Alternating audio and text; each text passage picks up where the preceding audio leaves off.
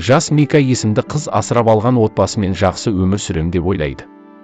Бірақ ол отбасы тағы бір ересек баланы асырап алғанда өмірі өзгере бастайды.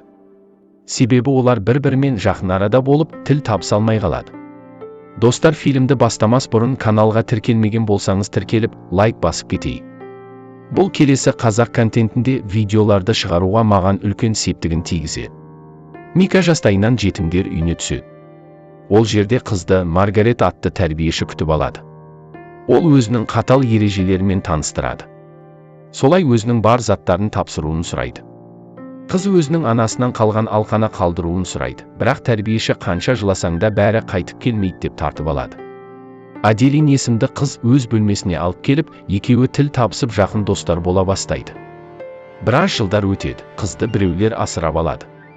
Қыз осы жерден кеткеніне қатты қуанады, себебі бұл жер түрме секілді. Қыз құрбысына қайта келемін деп уәде береді. Көп ұзамай қызды ата-анасы, болашақ ата-анасы қарсы алады. Ал тәрбиеші болса, сіздер асырап алу уақыты сынақ күндері біткенде қарауда боласыздар, кез келген уақытта қайтарып ала аламыз дейді. Шығып барарда Ригель есімді жігіттің пианидада ойнағанын естіп қалып, өз балаларын есіне түсіреді. Тәрбиеші бұл бала өте қиын бала дегеніне қарамай осы баланына асырап алады. Әкесі Ригельге пианоны көрсеткен кезде, шешесі қызға өз бөлмесін көрсетіп жатады. Кешкі аста ата-анасы балалар үйінде екеулерін қандай қатынаста болдыңдар дегенде, қыз ағалы қарындас тәрізді болдық дейді. Жігіт оны құптап иә деп жауап қайтарып, санынан сипалай бастайды. Таңертең қорқынышты түстен оянып, сабаққа барады. Мектепте қыз өзіне тартымды қарайдың құрбы тауып алады. Ал жігіт болса басқаша, қызға басқаша көзбен қараған балалармен төбелесіп қалады. Сол сәтте мұғалімдері келіп, екеуіне араша түсіп, ажыратып алады. Кешке анасы қыздан неге Ригель тамақ ішпеді деп сұрайды. Қыз бәрін жасырып, ол сабақтан шаршап қалды деп сылтаурата салады. Түнде қыз Ригельді көріп, қасына барып жарасына мұз танып, неге басқа отбасына бармай осы отбасын таңдадың дейді. Жігіт үндемей кетіп қалады. Таңертең анасы қызға Ригельдің киімдерін бөлмесіне апарып беруін сұрайды.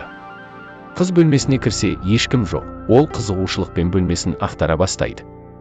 Сол сәтте жігіт кіріп қалып, рұқсатсыз неге кірсесің деп қыздың бетін сипай бастайды. Мектептен кейін ата-анасы екеуін киім алуға алып барады. Анасы әдемі көйлекті көріп киюін сұрайды. Анасы көйлекті көріп өте әдемісің деп белбеу іздеп кетеді. Сол сәтте қыз жігіттің көз қарасынан қорқып шешіну бөлмесіне кіріп кетеді.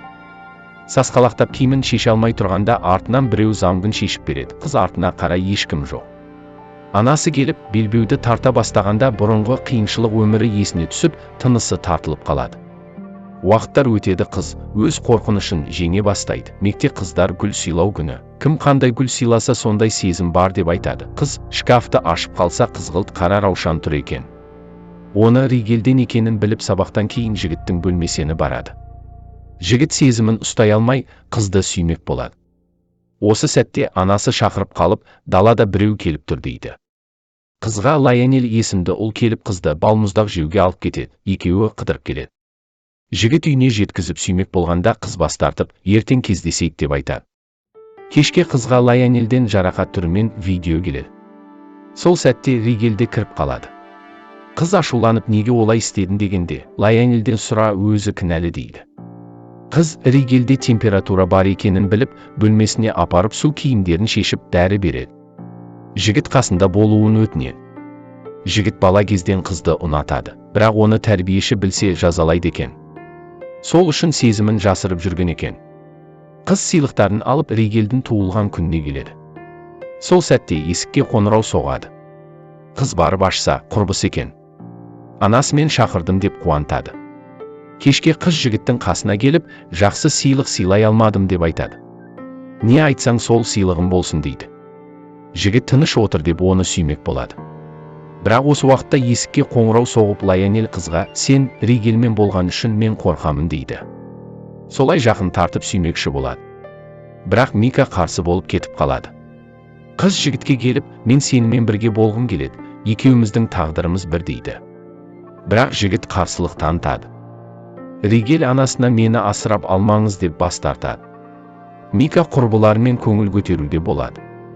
Қыз солай билеу орнына барып, Лайонельмен билеп жүреді. Солай кетіп бара жатып көпірге жеткенде Миканы соңғы рет көру үшін мектепке баруға шешім қабылдайды. Қыз босаңсын қалады. Лайонель қызды бос бөлмеге апарып қинай бастайды. Ригель дәл уақытында келіп жігітті қуып жібереді.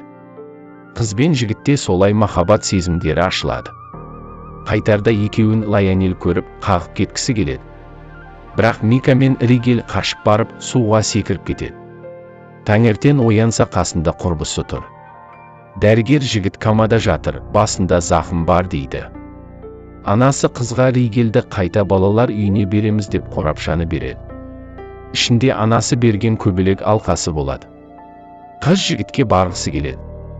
Бірақ алдынан тәрбиеші күтіп алып, Ригельді сен құрттың деп жазалайды. Қыз келесі күні Ригельді құтқару үшін сотқа шағым түсіреді. Сотта бар шындықты айтып Ригельге деген сезімін айтады. Адвокат та қыздан бас тартып қызды айыптайды. Ол қорқып дәретханаға барып айнадан өзінің кішкентай кезін көреді.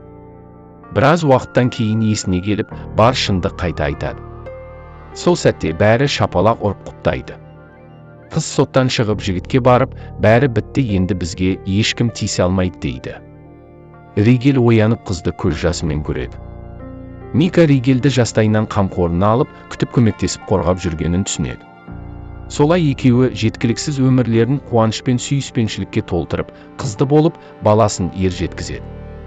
Достар, комментарийге фильмге 1-ден 10-ға дейінгі баға беріп жазып кетейік.